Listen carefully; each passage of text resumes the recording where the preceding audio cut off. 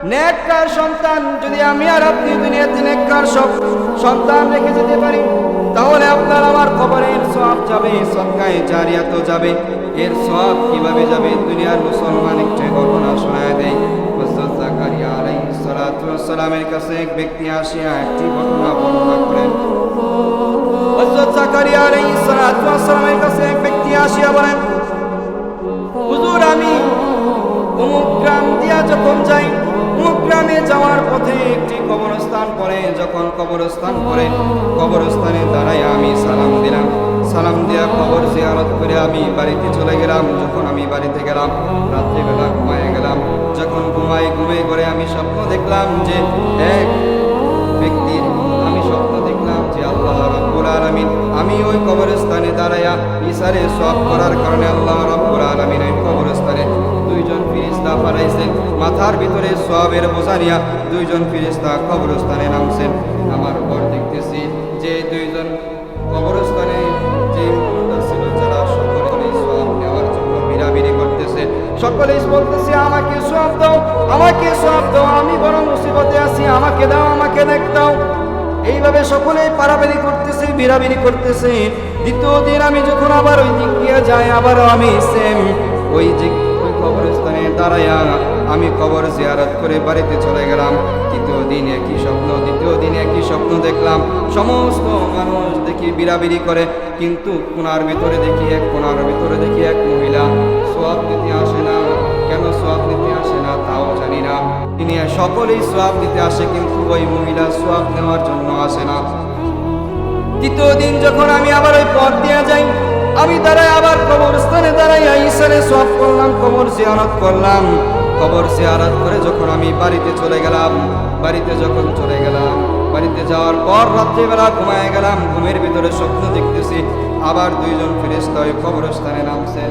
আমার পর আল্লাহ রাব্বুল আলামিন দুইজন ফেরেশতার মাধ্যমে সওয়াব বন্টন করতেছে। যে মুর্দা ছিল সকলেই সওয়াব নেওয়ার জন্য বিড়াবিড়ি করতেছে। কিন্তু তৃতীয় দিনের যে ঘটনা, যে দৃশ্যটা বড় আনকমন দৃশ্য। আমি দেখতেছি যে তৃতীয় দিন যে যারা প্রতিদিন সওয়াব নেওয়ার জন্য আসতো, তারা আজকে পড়ে আসে। কিন্তু ওই দ্বিতীয় দিন মহিলা কর্নারের ভিতরে ছিল, কবরের থেকে সওয়াব নেওয়ার জন্য আসে নাই। কিন্তু তৃতীয় দিন দেখি ওই মহিলা সবার আগে সওয়াব নেওয়ার জন্য বিড়াবিড়ি করতেছে, আমাকে সওয়াব দাও, আমাকে সওয়াব দাও, আমি বড় মুসিবতের ভিতরে আছি, আমি বড় বিপদের ভিতরে আছি, আমাকে দাও।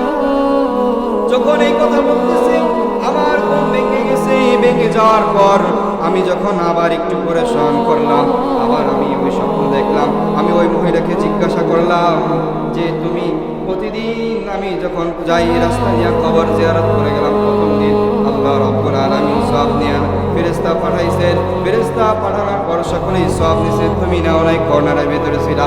দ্বিতীয় দিন একই কাহিনী।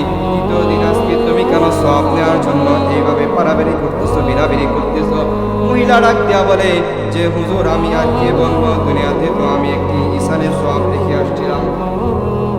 দুনিয়ার ভিতরে আমি এমন সওয়াব রাখা, এমন এক সওয়াবের মেশিন রেখে আইছিলাম।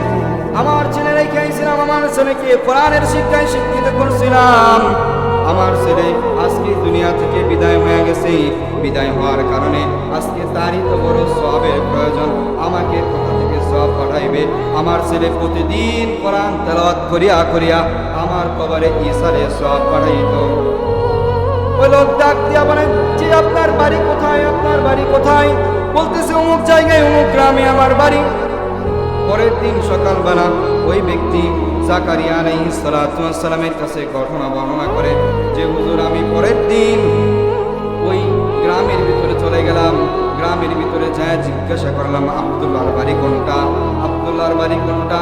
আব্দুল্লাহর বাড়িতে যায় দেখি আব্দুল্লাহ নাই। আব্দুল্লাহ দুনিয়া থেকে বিদায় হয়ে গেছে। মানুষ সকল বলেন যে আব্দুল্লাহ এমন ভালো মানুষ ছিল, যখন সে বাজারে দোকানদারি করত, বাজারের ভিতরে তার একটা দোকান ছিল। যখন দোকানদারি করত, যখন কাস্টমার আসতো দোকানে, তখন কোরআনকে রাখিয়া কাস্টমার বিদায় করত। কাস্টমার বিদায় হয়ে যেত, কোরআনকে খুলিয়া পড়ত আর আল্লাহ রাব্বুল আলামিন আমার বাবার কবরটাকে জান্নাতের বাগিচা বানায়া দাও, এইভাবে দোয়া করতো আর কোরআন পড়তো। কিন্তু হঠাৎ করে গতকালকে এই আব্দুল আলহামদুলিল্লাহ দুনিয়া থেকে বিদায় হয়ে গেছি। এই দৃশ্য যখন জাকারিয়া আলাইহিস সালাতু ওয়াস সালামের কাছে বর্ণনা করলেন, জাকারিয়া আলাইহিস সালাতু ওয়াস সালাম বললেন যে তুমি যা দেখছো সব সত্য। আর আল্লাহ রাব্বুল আলামিন যে কোরআনের সাথে সম্পর্ক বা কোরআনের সাথে মহব্বত রাখলে কি হয়, আর কোরআন যদি ঈসালের সওয়াবের ব্যবস্থা যদি আমরা দুনিয়াতে করে যেতে পারি, যতদিন পর্যন্ত আপনার ছেলে দুনিয়াতে থাকবে কোরআন পড়বে ততদিন পর্যন্ত আপনার কবরে এর সওয়াব যাবে। এজন্য আমরা পারবো তো ইনশাআল্লাহ দুনিয়াতে একজন নেককার সন্তান রেখে যাওয়া, যে সন্তান আপনার আমার জন্য দোয়া করবে দুনিয়া থেকে। আমি আর আপনি যখন দুনিয়া থেকে চলে যাব, আপনার সন্তান আমার সন্তান তারা বলবে রব্বির হামহুমা কামা রাব্বায়ানি সগীরা, রব্বির হামহুমা কামা রাব্বায়ানি সগীরা। এইভাবে দাঁড়ায় আমার আপনার জন্য দোয়া করবে। মুহতারাম হাজিরিন, কোরআনের সাথে সম্পর্ক আমাদের রাখতে হবে। আমরা পারবো তো ইনশাআল্লাহ। আল্লাহ রাব্বুল আলামিন আপনাকে আমাকে কোরআনের সাথে সম্পর্ক রাখার তৌফিক দান করুক এবং যে আলোচনা হয়েছে সেই আলোচনার উপর বুঝে শুনে আমল করার তৌফিক দান করুক।